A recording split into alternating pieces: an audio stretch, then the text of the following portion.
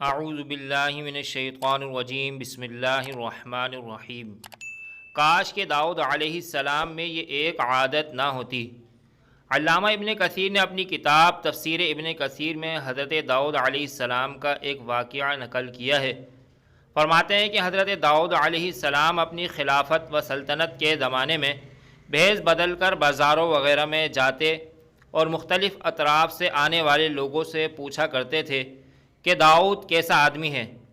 چونکہ داؤد علیہ السلام کی سلطنت میں عدل و انصاف عام تھا اور سب انسان آرام و عیش کے ساتھ گزارا کرتے تھے، کسی کو حکومت سے کوئی شکایت نہ تھی، اس لیے جس سے سوال کرتے وہ داؤد علیہ السلام کی مدح و ثنا اور عدل و انصاف پر اظہار شکر کرتا تھا۔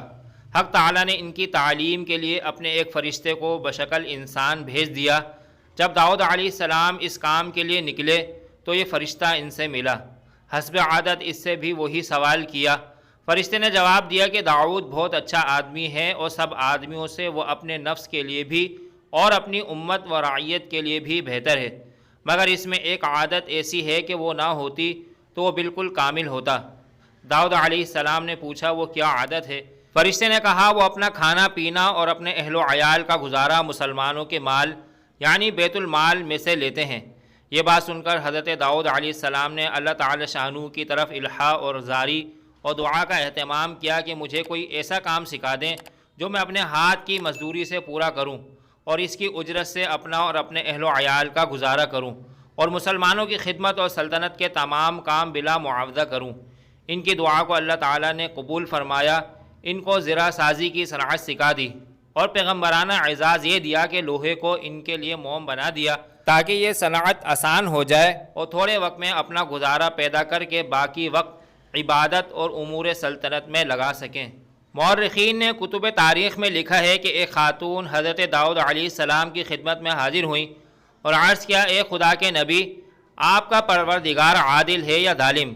داؤد علیہ السلام نے فرمایا تیرا ناس ہو اے خاتون، تو کیا بات کر رہی ہے؟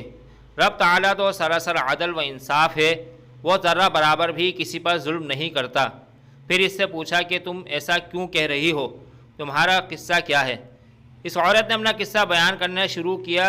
اے خدا کے نبی، میں ایک عورت ہوں، میری 3 بچیاں ہیں جن کی پرورش میں اپنے ہاتھ سے سوت کاٹ کاٹ کے کرتی ہوں۔ میں دن بھر اور بعض اوقات راتوں کو جاگ کر سوت کاٹتی ہوں۔ گزشتہ روز میں اپنا کاٹا ہوا سوت ایک سرخ کپڑے میں باندھ کر اسے بیچنے کے لیے بازار جانا چاہتی تھی تاکہ اس کی آمدنی سے بچیوں کے کھانے پینے کا بندوبست کروں، لیکن اچانک ایک پرندہ مجھ پر ٹوٹ پڑا اور اس سرخ کپڑے کا ٹکڑا جس میں نے سوت باندھ رکھا تھا اسے گوشت کا ٹکڑا سمجھتے ہوئے لے اڑا۔ میں یوں ہی حسرت و یاس سے ہاتھ ملتی رہ گئی۔ اب میرے پاس کچھ نہیں کہ اپنی بچیوں کو کھانا ہی کھلا سکوں۔ ابھی وہ خاتون حضرت داؤد علیہ السلام سے اپنی داستان بیان کر رہی تھی کہ اتنے میں آپ علیہ السلام کے دروازے پر دستک ہوئی۔ حضرت داؤد علیہ السلام نے آنے والے کو گھر میں داخل ہونے کی اجازت مرحمت فرمائی۔ اجازت ملتے ہی 10 تاجر یکے بعد دیگر اندر داخل ہوئے، جن میں سے ہر ایک کے ہاتھ میں 100 دینار تھے۔ تاجروں نے عرض کیا خدا کے نبی، ہمارے ان دیناروں کو ان مستحق تک پہنچا دیں۔ حضرت داؤد علیہ السلام نے پوچھا میرے پاس یہ مال حاضر کرنے کا سبب کیا ہے؟ تاجروں نے جواب دیا خدا کے نبی، ہم سب ایک کشتی میں سوار تھے، اتفاقاً ایک زوردار آندھی آئی، کشتی میں ایک جانب سوراخ ہو گیا اور پانی کشتی میں داخل ہونا شروع ہو گیا۔ موت ہمیں سامنے نظر آ رہی تھی۔ ہم نے نظر مانی کہ اگر رب تعالیٰ ہمیں اس طوفان سے نجات دے دے تو ہر شخص 100 دینار صدقہ کرے گا۔ اب پانی کشتی میں تیزی سے داخل ہونے لگا، ہمارے پاس کوئی ایسی چیز نہ تھی جس سے اس سوراخ کو بند کر سکیں۔ ادھر ہم نے نظر مانی، ادھر رب تعالیٰ نے ہماری مدد کا بندوبست کر دیا۔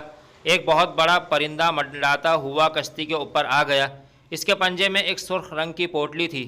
اس نے دیکھتے ہی پوٹلی کشتی میں پھینک دی۔ ہم نے لپک کر اس پوٹلی کو پکڑا، اس میں کاٹا ہوا سوت تھا۔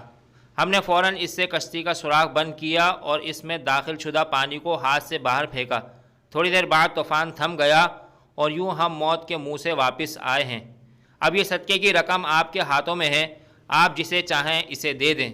یہ قصہ سن کر حضرت داؤد علیہ السلام اس بیوہ عورت کی طرف متوجہ ہوئے اور فرمایا پروردگار تیرے لیے بحر و بحر میں تجارت کر رہا ہے اور تو ہے کہ اس کو ظالم گردار رہی ہے۔ پھر آپ علیہ السلام نے وہ دینار اس خاتون کے حوالے کرتے ہوئے فرمایا جاؤ انہیں اپنی بچیوں پر خرچ کرو۔ اللہ تعالی ہم سب کو نیک اعمال کرنے کی توفیق عطا فرمائے۔